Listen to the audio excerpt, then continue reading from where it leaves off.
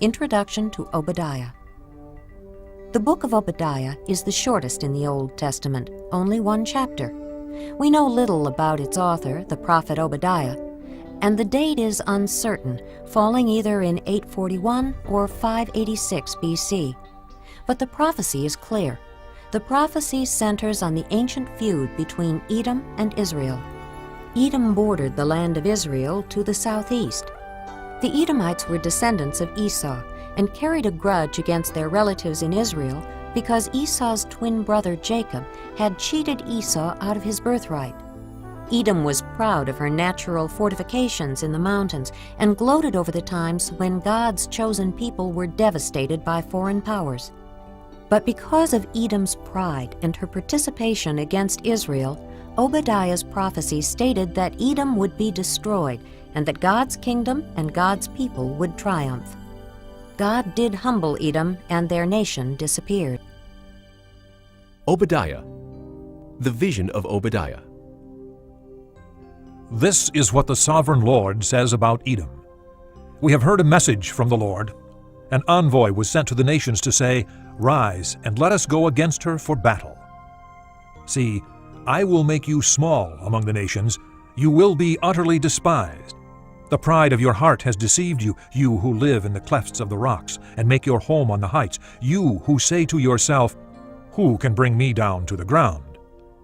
Though you soar like the eagle and make your nest among the stars, from there I will bring you down, declares the Lord. If thieves came to you, if robbers in the night, oh, what a disaster awaits you! Would they not steal only as much as they wanted?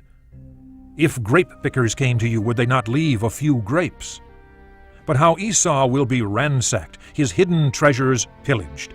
All your allies will force you to the border. Your friends will deceive and overpower you. Those who eat your bread will set a trap for you, but you will not detect it.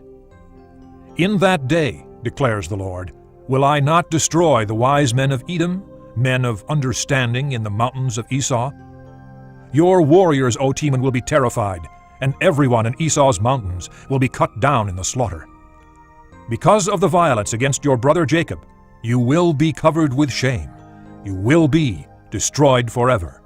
On the day you stood aloof, while strangers carried off his wealth and foreigners entered his gates and cast lots for Jerusalem, you were like one of them.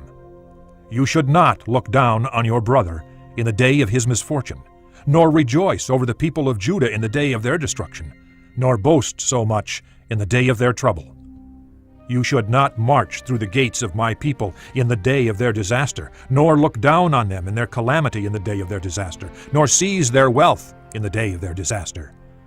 You should not wait at the crossroads to cut down their fugitives, nor hand over their survivors in the day of their trouble.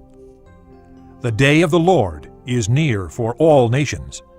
As you have done, it will be done to you. Your deeds will return upon your own head. Just as you drank on my holy hill, so all the nations will drink continually. They will drink, and be as if they had never been. But on Mount Zion will be deliverance. It will be holy, and the house of Jacob will possess its inheritance. The house of Jacob will be a fire, and the house of Joseph a flame. The house of Esau will be stubble, and they will set it on fire and consume it. There will be no survivors from the house of Esau. The Lord has spoken. People from the Negev will occupy the mountains of Esau, and people from the foothills will possess the land of the Philistines. They will occupy the fields of Ephraim and Samaria, and Benjamin will possess Gilead. This company of Israelite exiles who are in Canaan will possess the land as far as Zarephath. The exiles from Jerusalem who are in Sepharad will possess the towns of the Negev. Deliverers will go up on Mount Zion to govern the mountains of Esau, and the kingdom will be the Lord's.